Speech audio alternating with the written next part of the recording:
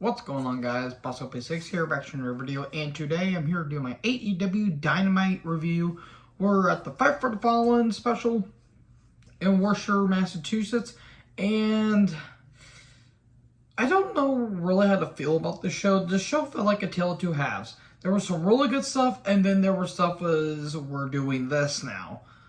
Let me know in the comment section below what you guys thought about this show. So we kick right off to the action with Roosh taking on Moxley for the interim AEW World title. Where he goes on commentary. Roosh beat Dragon Lee at the Death Before Dishonor pay-per-view. And he remained undefeated. And that's why he kind of jumped in the ranks. And that's why he's facing Moxley tonight.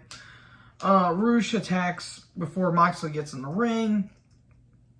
This was a pretty solid match. Moxley was bleeding because he was.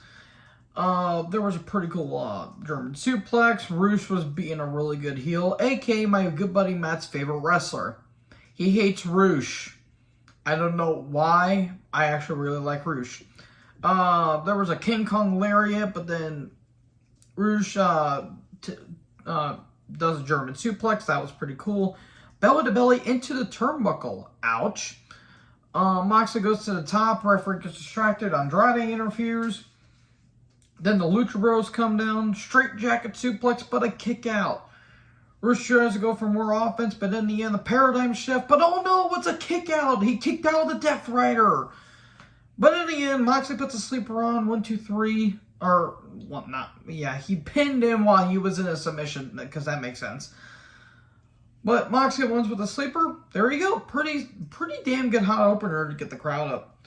Then here comes Jericho Appreciation Society. Jericho's nose is all stitched up because he actually broke it last week during that stupid-ass barbed wire death match that gets Kingston last week. And, God, jeez. Oh, my God. This was not good. What the hell happened here? What I put is God bless Anna for trying to be a heel. This is not working out for her. She just turned heel and joined the Jericho Appreciation Society. Why? Why did she join? There was no legitimate reason for her to join. It made no sense. Jericho wants a match at Quake by the Lake. He's getting that match in 2 weeks against Moxley.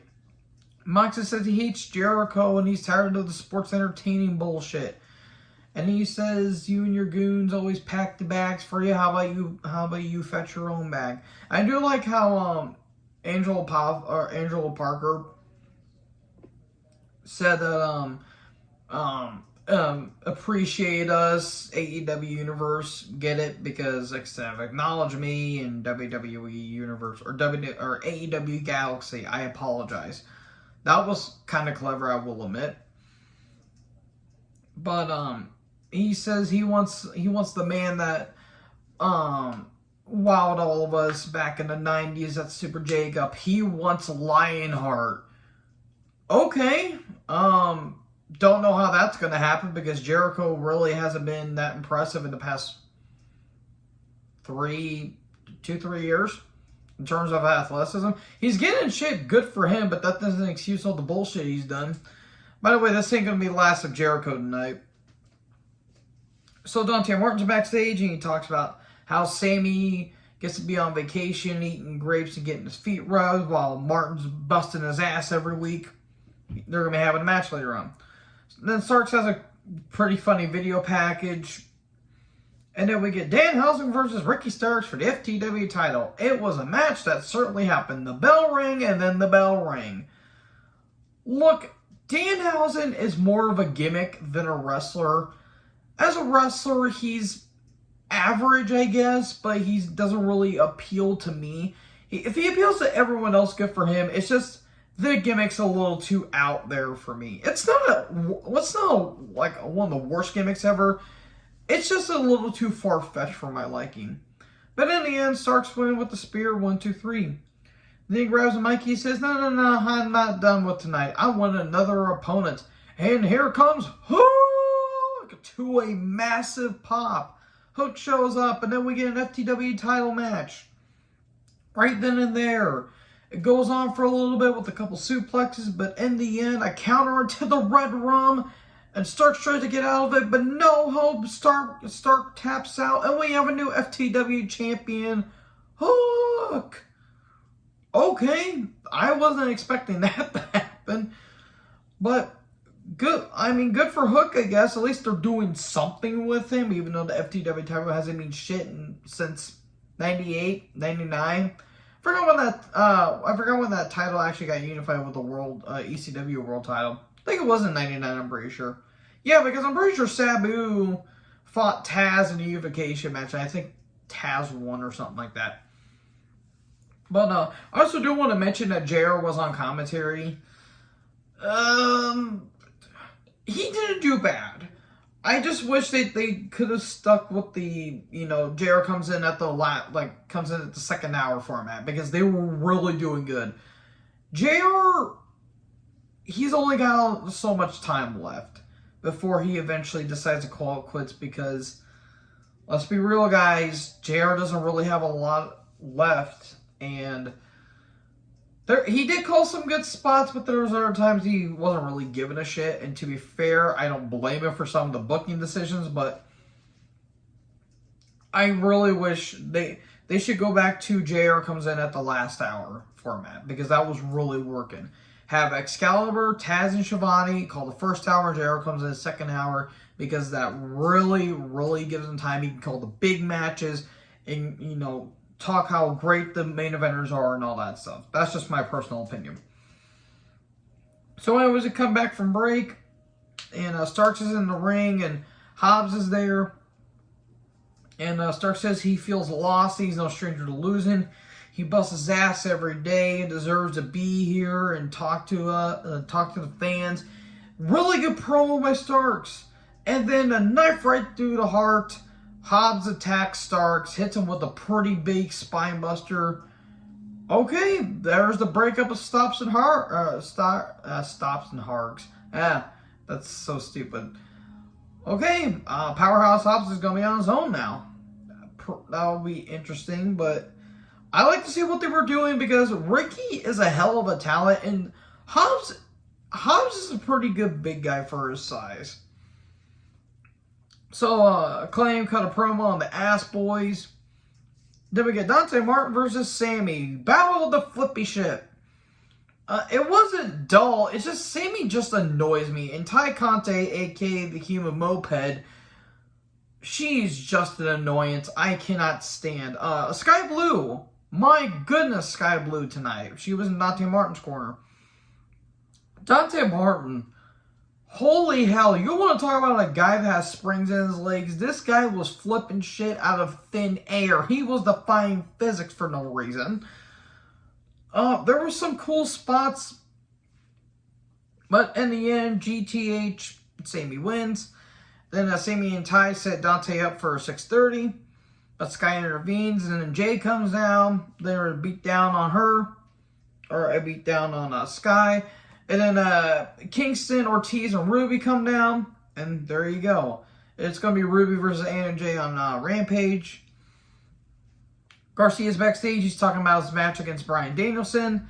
And he's going to prove to everyone that he is the greatest entertainer in the world.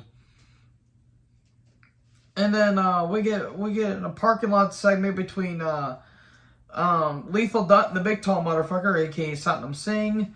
And they're mad that they didn't get the ROH TV title from Joe at Death Before Dishonor, but now they're focusing on the best friends. We're going to have a trios match on Rampage. Can't wait to watch that. Then here comes Jungle Boy and Luchasaurus. Jungle Boy gets a big pop.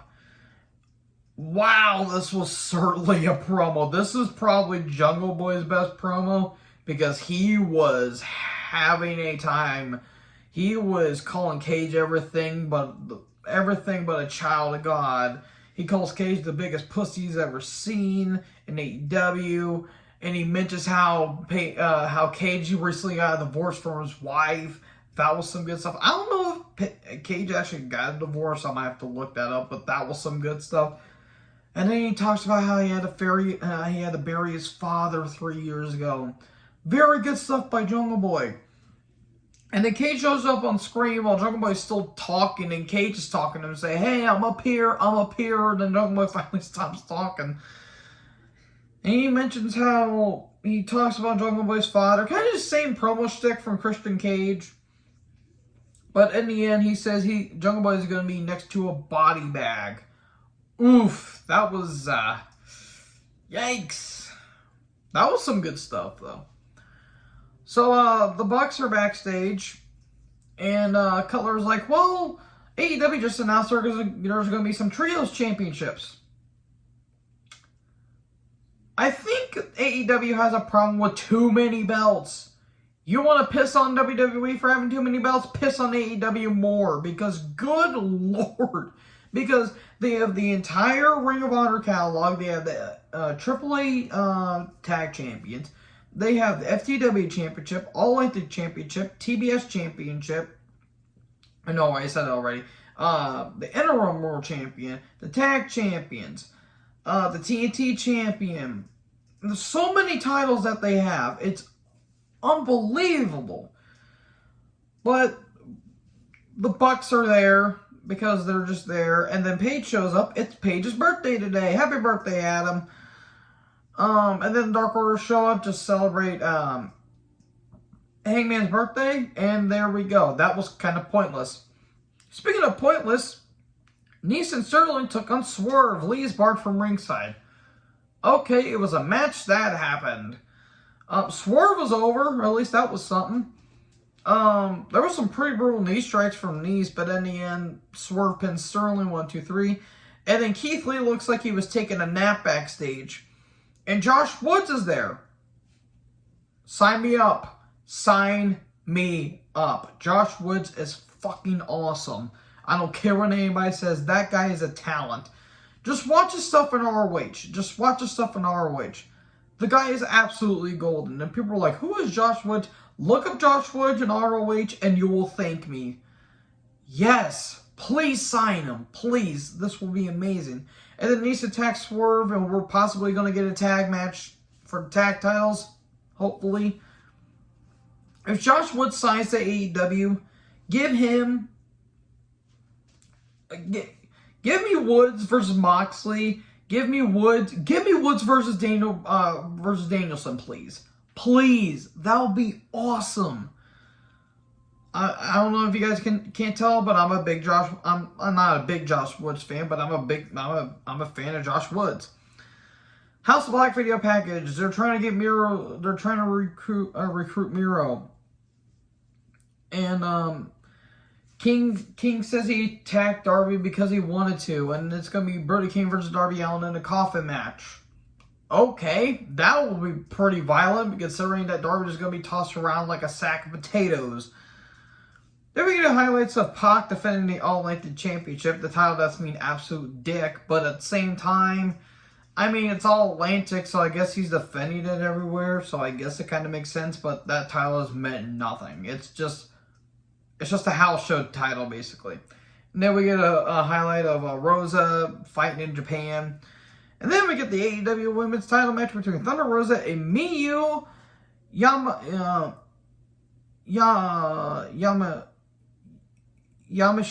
No, it's not Yamashita.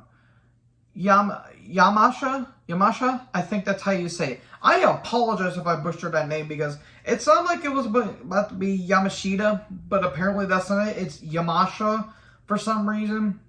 I don't know. I don't know Japan. Well, it was a pretty damn good match. I'm not familiar with Miyu's style. She isn't like your typical Joshi wrestler. She looks like someone from Stardom. I think she actually is from Stardom.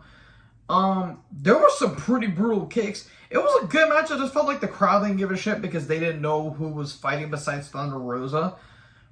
JR tried to do commentary. This was not good for JR. There were some brutal kicks from me. Good lord, Thunder Rosa was getting her shit kicked in. Again, the match was actually pretty damn good. It's just the crowd didn't care. In the end, Fire Thunder Driver, and there you go. Fire Thunder Driver, Thunder Rosa wins, so respect, there you go. Rampage Dynamite card rundowns. And then we get to the main event. We get Bryan Danielson, who is back from getting a concussion and from injury, versus Daniel Garcia. Chris Jericho's on commentary, and the commentary immediately went down in quality because Jericho sucks a major ass on commentary. Bryan's getting big reactions, like he immediately just goes after Garcia. Again, Bryan is over as shit. Danielson was having the time of his life. Garcia exposes the floor. There was some action going on inside the ring. Jericho was just yelling the entire time like an old man yells at clouds. Look, Cloud! This was a good match. Here is the big problem that I have with this match. Why was there a DDT on the exposed floor when Bryan Danielson just came back from getting a concussion? Stupid. Stupid. Bryan, we love you. Never do that again. And that's why WWE wanted him to take lightly on bumps like this, Tony Khan. So after that was a brutal DDT as well. Bryan is busted open. There was a back suplex off the top. Chops, kicks, and suplexes. It's for everyone, for the whole family. Jericho's commentary was awful is what I wrote down. Danielson hits the knee, but goes for the lapel lock, but Garcia reaches the ropes, and all of a sudden a hand grabs Danielson's foot. What's going on here? Danielson finally tries to go after Garcia, but a brutal pile driver to a sharpshooter cranking all the way back, but Danielson passes out from the pain, and Garcia gets the victory. Holy shit, he gets a big win over one of the top guys in AEW. That was good stuff. The problem is, the commentary sucked and that DDT was unnecessary. Besides that, in the opening match, nothing special was on this show. I mean, the title matches were fine.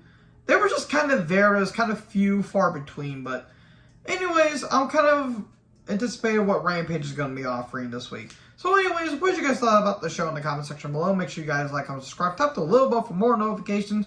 Join the herd. Talk to you guys next video. Peace out.